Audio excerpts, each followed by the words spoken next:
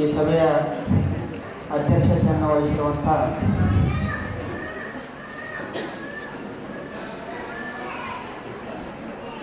Doctor Gurulingappa ಧವಾಲಿ sir ಅವರಲ್ಲಿ ಶರಣಾರ್ಥಿಗಳನ್ನು ಸಲ್ಲಿಸುತ್ತಾ, ಇನ್ನೋರ್ವ ಹಿರಿಯ ಚಿಂತಕರಾಗಿರ್ತಕ್ಕಂಥ ಡಾಕ್ಟರ್ ವಾಸು ಸರ್ ಅವರಲ್ಲಿ ವಂದಿಸುತ್ತಾ, ಗೌರವ ಉಪಸ್ಥಿತಿಯನ್ನು ಒದಗಿಸಿಕೊಟ್ಟಿರ್ತಕ್ಕಂಥ ಡಾಕ್ಟರ್ ಗುರಮ್ಮ ಸಿದ್ದಾರೆಡ್ಡಿ ಮೇಡಮ್ ಅವರಲ್ಲಿ,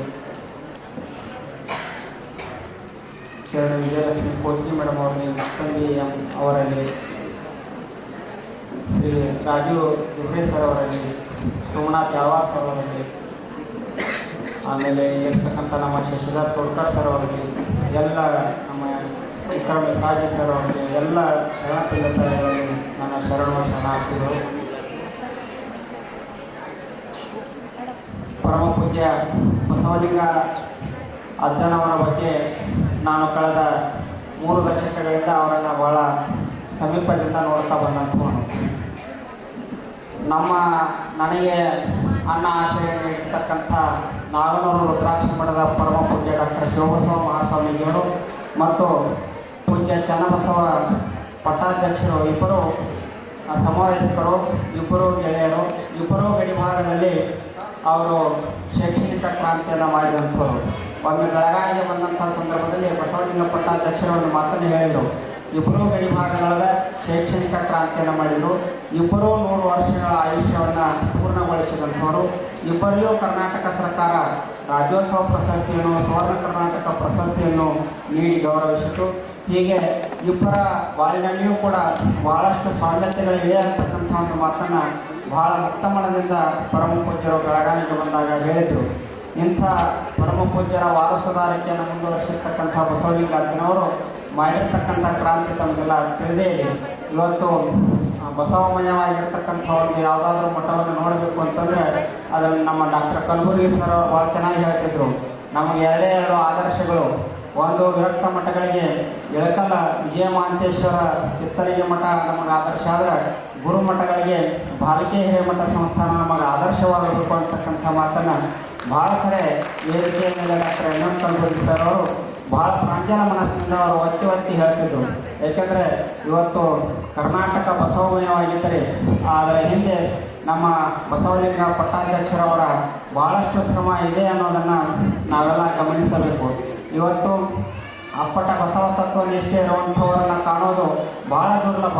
ಅಂಥ ಸಂದರ್ಭದಲ್ಲಿ ಪರಮ ಪೂಜ್ಯರು ಮಾಡಿರ್ತಕ್ಕಂಥ ಎಲ್ಲ ಕೆಲಸಗಳನ್ನು ನನಗೆ ಯಾಕೆ ಹೆಚ್ಚು ಬಂತು ಅಂತಂದ್ರೆ, ನಮಗೆಲ್ಲ ಆದರ್ಶವಾಗಿರ್ತಕ್ಕಂಥ, ನಮಗೆಲ್ಲ ಆಶೀರ್ವಾದ ಮಾಡಿರ್ತಕ್ಕಂಥ ಗದಗಿನ ಜಗದೂರು ತೋಟದ ಸಿದ್ಧಲಿಂಗ ಮಹಾಸ್ವಾಮೀಜಿಯವರು ಪದೇ ಹೇಳ್ತಿದ್ರು. ಅವರು ನಮ್ಮ ಬೆಳಗಾವಿ ಭಾಗಕ್ಕೆ ಬಂದಾಗಲೆಲ್ಲ ಅವ್ರು ಹೇಳುವಂಥ ಮಾತು ಏನು ಅಂತಂದ್ರೆ, ನೀವು ಗಡಿಭಾಗದೊಳಗೆ ಆ ಕಡೆ ಬೀದರಕ್ಕೆ ಹೋಗ್ರಿ, ಅಲ್ಲಿ ಬಾಲಿಕೆ ಹಿರೇಮಠದವರು ಬಸವಲಿಂಗ ಪಟ್ಟಾಧ್ಯಕ್ಷರು ಮಾಡಿರ್ತಕ್ಕಂಥ ಕ್ರಾಂತಿಯನ್ನು ತಾವು ನೋಡಿ ಬರ್ರಿ.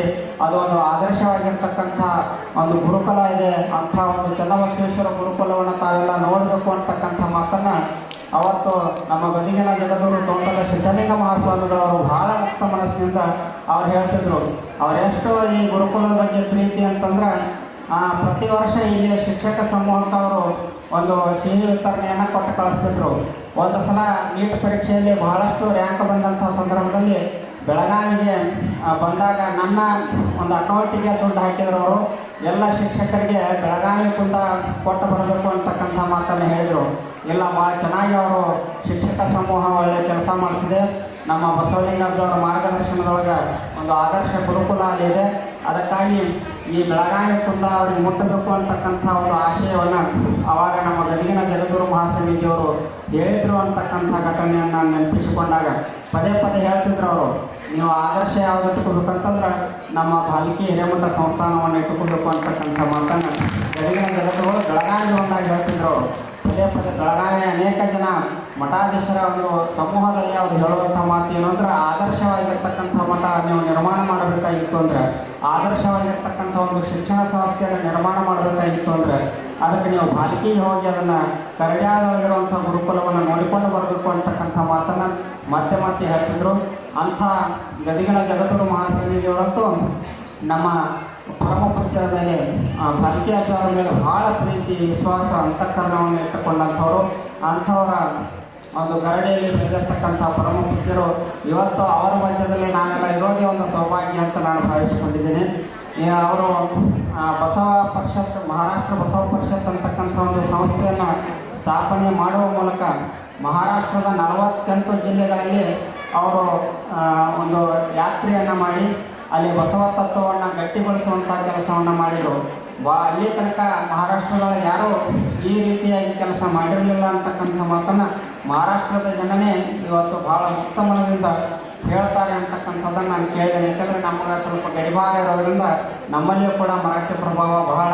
ಇಂಥ ಸಂದರ್ಭದಲ್ಲಿ ಬೇರೆ ಅನ್ಯ ಧರ್ಮೀಯರು, ಆಚಾರ್ಯ ವರ್ಗದವರು ತಮ್ಮ ಧರ್ಮವನ್ನು ಪ್ರಚಾರ ಮಾಡುವಂಥ ಸಂದರ್ಭದಲ್ಲಿ ಬಸವಣ್ಣನವರನ್ನ ಕುರಿತು ಇಲ್ಲಿ ತನಕ ಯಾರೊಬ್ಬರು ಈ ರೀತಿಯಾಗಿ ಒಂದು ಬಸವ ಪರಿಷತ್ತನ್ನು ಮಾಡಿಕೊಂಡು ಮಹಾರಾಷ್ಟ್ರ ಬಸವ ಪರಿಷತ್ತನ್ನು ರೂಪಿಸಿಕೊಂಡು ಎಲ್ಲ 48 ಜಿಲ್ಲೆಗಳನ್ನು ಸುತ್ತಾಡಿ ಅಲ್ಲಿ ಬಸವ ತತ್ವದ ಬೀಜಗಳನ್ನು ಬಿತ್ತುವಂಥ ಕೆಲಸವನ್ನು ಯಾರಾದರೂ ಮಾಡಿದರೆ ಅದು ಭಾಲ್ಕಿ ಹಿರೇಮಠದ ಪರಮ ಪೂಜ್ಯರು ಅಂತಕ್ಕಂಥ ಮಾತನ್ನು ಬಹಳ ಮುಕ್ತ ಮನದಿಂದ ಅವರೆಲ್ಲ ಸ್ಮರಿಸಿಕೊಳ್ತಾರೆ ಅಂತಕ್ಕಂಥದ್ದನ್ನು ನಾವು ನೋಡ್ತೇವೆ. ಸುಮಾರು ಕನ್ನಡದಕ್ಕಿಂತ ಹೆಚ್ಚು ಮರಾಠಿಯೊಳಗೆ ಪುಸ್ತಕಗಳನ್ನು ಪ್ರಕಟ ಮಾಡುವ ಮೂಲಕ 200ಕ್ಕೂ ಹೆಚ್ಚು ಪುಸ್ತಕಗಳ ಒಂದು ಪಟ್ಟಿ ನಾನು ನೋಡಿದೆ. ಮರಾಠಿಯಲ್ಲಿ ಎಷ್ಟು ಅದ್ಭುತವಾಗಿರ್ತಕ್ಕಂಥ ಪುಸ್ತಕಗಳು. ಈ ಮರಾಠಿ ಪುಸ್ತಕದ ಈ ವ್ಯವಸ್ಥೆಯನ್ನು ನೋಡಿಕೊಳ್ಳುತ್ತಾ ನಮ್ಮ ಆತ್ಮೀಯರಾಗಿರ್ತಕ್ಕಂಥ ರಾಜೀವ್ ಜೋಬ್ರಿ ಅವರ ಒಂದು ಪಟ್ಟಿಯನ್ನು ನಾನು ಕಳಿಸಿಕೊಟ್ಟಿದ್ರು. ಅದನ್ನು ನೋಡಿದಾಗ ಭಾಳ ಆಶ್ಚರ್ಯ ಅನಿಸ್ತು.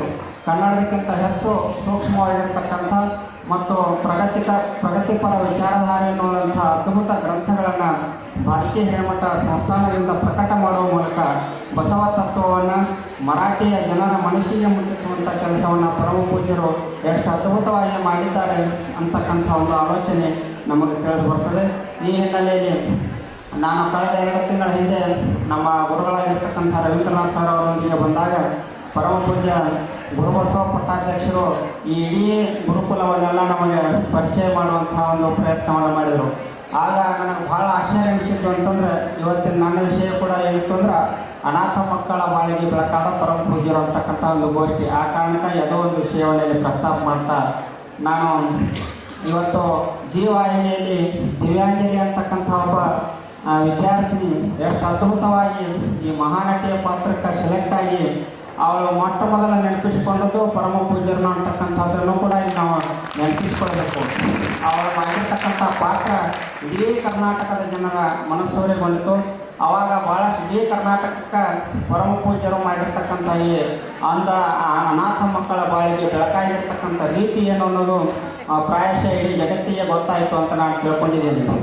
ಅವರು ನಮ್ಮ ಗುರುಬಸವಾಚಾರ್ಯರು ಅವರು ನಮಗೆ ಪರಿಚಯ ಮಾಡ್ತಾ ಹೇಳಿದರು, ಮೊಟ್ಟ ಮೊದಲು ಇಲ್ಲಿ ಒಂದು ಅನಾಥ ಮಗು ಇಲ್ಲಿ ಬಿದ್ದದ ಅಂತಕ್ಕಂಥ ಒಂದು ಸಂಗತಿ ಪರಮ ಪೂಜ್ಯರಿಗೆ ಕೇಳಿದ ತಕ್ಷಣ ಓಡೋಡಿ ಹೋಗಿ ಪರಮ ಪೂಜ್ಯರು ಆ ಮಗುವನ್ನು ಎತ್ತುಕೊಂಡು ಬಂದರು. ಅದನ್ನು ತೊಗೊಂಡು ಬಂದ ತಕ್ಷಣ ಇದರ ನಿರ್ವಹಣೆಯನ್ನು ನಾವು ಮಾಡ್ತೀವಿ ಅಂದಾಗೆಲ್ಲ ಪೊಲೀಸ್ ಸ್ಟೇಷನ್ಗೆ ಹೋಗಬೇಕು ಅಂತಂದರು. ಪೊಲೀಸ್ ಸ್ಟೇಷನ್ಗೆ ಹೋದ ಕೂಡಲೇ ಅವರು ಹೆಲ್ತ್ ಆಫೀಸರ್ ಕಡೆ ಹೋಗ್ಬೇಕಂದ್ರು. ಹೆಲ್ತ್ ಆಫೀಸರ್ ಎಲ್ಲ ಇದು ಮತ್ತು ಪೊಲೀಸ್ ಸ್ಟೇಷನ್ಗೆ ಹೋಗ್ತದೆ, ನ್ಯಾಯಾಲಯಕ್ಕೆ ಹೋಗ್ತದೆ ಅಂತ ಹೇಳಿದರು. ಕಡೆಗೆ ನ್ಯಾಯಾಧೀಶರ ಮುಂದೆ ಹೋಗಿ ಪರಮ ಪೂಜ್ಯರು ಈ ಮಗುವನ್ನು ನಮಗೆ ಕೊಡ್ರಿ, ನಾವು ಸಾಕ್ತೀವಿ ಅಂತಕ್ಕಂಥ ಮಾತನ್ನು ಹೇಳಿದಾಗ ನ್ಯಾಯಾಧೀಶರಿಗೆ ಭಾಳ ಆಶ್ಚರ್ಯ ಅನ್ನಿಸ್ತದ.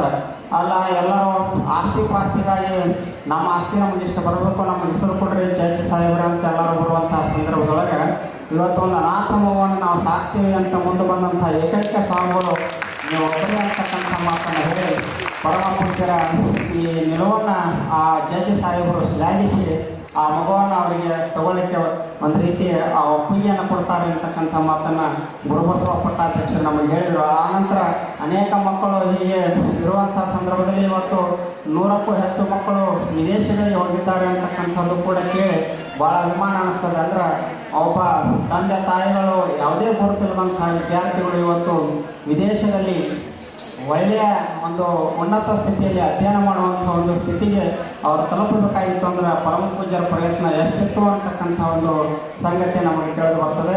ಈ ಸಂದರ್ಭದಲ್ಲಿ ಕರ್ನಾಟಕದ ಅಧಿಕಾರಿಗಳು ಇವರ ಹತ್ರ ಬಂದು ಪರಮ ಪೂಜ್ಯರ ಹತ್ರ ಬಂದು ಇದು ಒಂದು ರೀತಿಯ ರಿಜಿಸ್ಟರ್ ಮಾಡಬೇಕು ಈ ಸಂಸ್ಥೆಯನ್ನು, ಹೀಗೆ ಅನಧಿಕೃತವಾಗಿ ಸಂಸ್ಥೆಯನ್ನು ನಡೆಸೋದಕ್ಕೆ ಬರೋದಿಲ್ಲ ಅಂತಕ್ಕಂಥ ಮಾತನ್ನು ಹೇಳಿದಾಗ ಪರಮ ಪೂಜ್ಯರು ಹೇಳಿದ್ರು, ನನಗೆ ಸಂಸ್ಥೆಯನ್ನು ರಿಜಿಸ್ಟರ್ ಮಾಡಿಸೋದು ಕಷ್ಟ ಆದ್ರೆ ನಮಗೆ ಅದು ಗೊತ್ತಿಲ್ಲ, ಆದರೆ ನಾವು ಮಾನವೀಯತೆಯ ದೃಷ್ಟಿಯಿಂದ ಈ ಮಕ್ಕಳನ್ನು ಸಾಕಿದ್ದೇವೆ ವಿನಃ ನಮಗೆ ಇದರ ಬಗ್ಗೆ ಯಾವುದೇ ಸ್ವಾರ್ಥ ಯಾವುದೇ ಆಶೆ ಆಮಿಷಗಳು ಇಲ್ಲ ಅಂತಕ್ಕಂಥ ಮಾತನ್ನು ಹೇಳಿದಾಗ ಅದೇ ಅಧಿಕಾರಿಗಳು ಈ ಸಂಸ್ಥೆಯನ್ನು ಹೇಗೆ ಅದನ್ನು ರಿಜಿಸ್ಟರ್ ಮಾಡಬೇಕು ಅಂತಕ್ಕಂಥ ಮಾರ್ಗದರ್ಶನವನ್ನು ಮಾಡಿ ಈ ದತ್ತು ಕೇಂದ್ರವನ್ನು ಅವರು ಸರ್ಕಾರದ ವತಿಯಿಂದ ರಿಜಿಸ್ಟ್ರೇಷನ್ ಮಾಡಿಸುವ ಮೂಲಕ ಆ ಮಕ್ಕಳಿಗೆ ಒಂದು ರೀತಿ ಅಧಿಕೃತ ಮಾನ್ಯತೆಯನ್ನು ತಂದುಕೊಟ್ಟರು ಅಂತಕ್ಕಂಥದ್ದನ್ನು ನಾವು ನೋಡ್ತೀವಿ.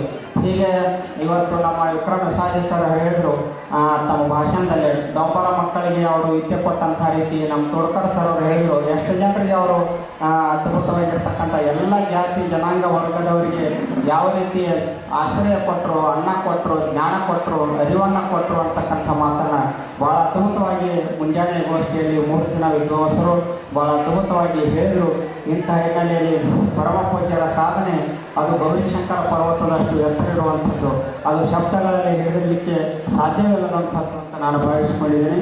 ಹೀಗಾಗಿ ಅದನ್ನು ಬರೀಬೋದು, ಅದನ್ನು ಮಾತನಾಡಲಿಕ್ಕೆ ಸುಲಭ ಅಲ್ಲ, ಅದು ಶಬ್ದಮುಗ್ಧ ಸ್ಥಿತಿಯನ್ನು ತಿಳಿಸ್ತದೆ ಅಂತಕ್ಕಂಥ ಮಾತನ್ನು ಹೇಳಿ ಮುಂದಿನ ಉಪನ್ಯಾಸಕರಿಗೆ ನಾನು ಅವಕಾಶ ಮಾಡಿಕೊಟ್ಟು ನನ್ನ ಮಾತನ್ನು